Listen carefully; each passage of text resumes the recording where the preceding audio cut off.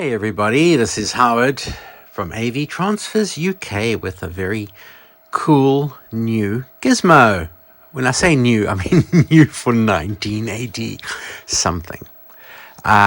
This came across the water from, this came across the water from Japan. It is a Yamaha CDV S100 or 100 volt NTSC Laserdisc player. Laserdisc, not CD video. In other words, mini Laserdisc. You know these discs that you used to get that had a single on in analog video and a couple of audio tracks for CD? Well, this is what it is. Now, they were released in the UK. All of the UK ones seem to have laser rot, but the NTSC ones not so much. So here is a unfortunately, it's got a bit of a dicky video output plug at the back, which is a bit annoying because it's kind of interfering with my demonstration I'm trying to do for you. I think I need to give it a bit of clean with the old, bit of deoxit or something. That looks actually quite good now. It seems to be coming back to life, this player. Digital sound. And this player was marketed as a singles player in Japan and the US. It has a full function remote control, which very nicely was supplied with the unit. And it's in pretty good condition. And the only thing wrong with this machine I can tell is there's a bad connection around the video output plug, which I'll need to resolder. And the belt for the tray and the belt for the laser were sort of stretched. So I've replaced both of those. And now it seems to work fine. The player is running off a 240 volt to 100 volt conversion. It only uses a 18 VA, very low. No, not 18 VA. Yeah, 18 VA. What's that? 118 milliamps? I don't know. Very low current. But it's a really nice early generation Yamaha player. I've always wanted to get a Yamaha Laserdisc player, and I've never managed to find one that still worked or was available. They seem either they're gone forever or they all died. One of the two. But this is a really nice compromise because it's got the footprint of a CD player. It has a very nice solid metal chassis underneath, and everything inside looks pretty well made. It has a proper transformer, all things like that. Not a switch mode. Well, okay, switch mode power supplies are good, but I prefer traditional power supply. And the display is still pretty good on this as well. I'm not going to play too much of the sound, but you can look at the picture. Now, it's finished playing the audio track. I don't know if it was finished or if it was just gave an error. It just seemed to end quite abruptly. Anyway, so let's just switch to video. There's a little switch audio video selector. Now I'm going to the audio portion, and if I push play, I'm imagining, play, that's better. It says start. It's got that retro early 90s, late 80s kind of display, and here you'll hear the sound. So that's what that's all about, and I'm just kind of excited to show that to you,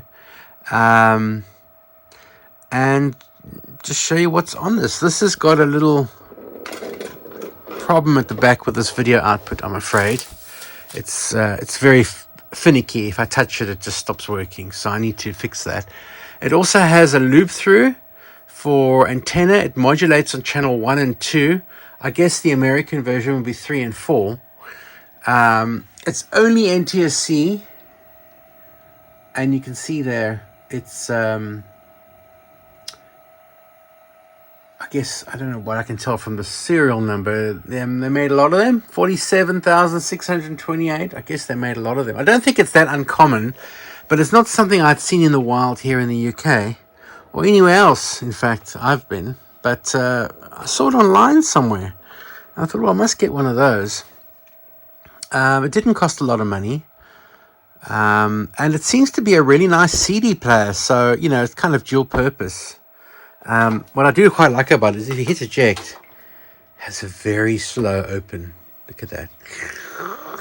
But that kind of, it's slow, but it just feels very, very solid. You know, it just feels like that's how CD players used to be. It wasn't about how quickly you can play things. It was about quality. Because CD didn't come out as a quick option in the beginning. It came out as a quality item. It's got nice CD single support. And these, of course, are the discs.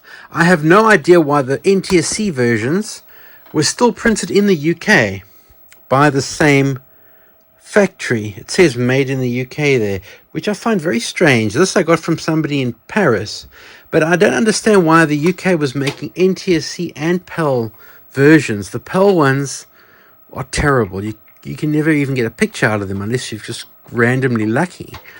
But the NTSC ones, incredible.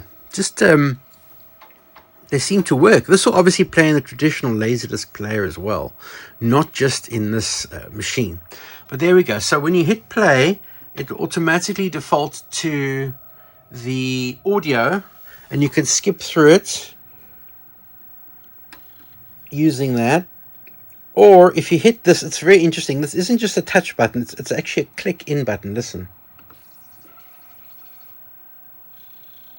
Sorry. Okay, it says there C. Let me try that again. Click. Now it goes to video. And I'm not sure if it uses a different laser. And it sounds like a laser display now. It's got the different like clickety clickety clickety clickety clickety sound. Sorry, the light seems to be on my camera. I don't know how to switch it off, and I thought I'd just ignore it. But there it is, working. And working quite well. So a very interesting piece of kit. What's also quite interesting about this is, I don't know if any of you speak Japanese, but this is the original sales receipt for the item. CDV S100. Is that a date? Then there can't be a date, not 1963. But this would have been bought, and I've been looking here to see if there's like a date here. Maybe it's in Chinese. I'm sorry, Chinese. I beg your pardon, Japanese writing. But I just love this. The fact that it came with its original receipt. I need to try and decode this right. It fascinates me. I wonder if this shop still exists. Must be your generic. I mean, the fact is that it came with this suggests it came from an original owner. So yeah, just a bit of fun. There you have it for a brief new show and tell. Just wanted to show you. Oh, bad lighting today. Oh, maybe I'm just getting fat. Brief show and tell of the Yamaha. What is it? The CDV S100 NTSC mini laser vision player, I guess I'd call it. So if you're looking for one of those, I'm sure you'll find them more easily in the US and Japan, but you can pretty get them anywhere if you shop around, I'm sure. But a nice piece of kit. So from me and the team of avtransfers.co.uk, thanks for watching, and please subscribe. I'm always trying to find cool stuff to show you. Bye for now.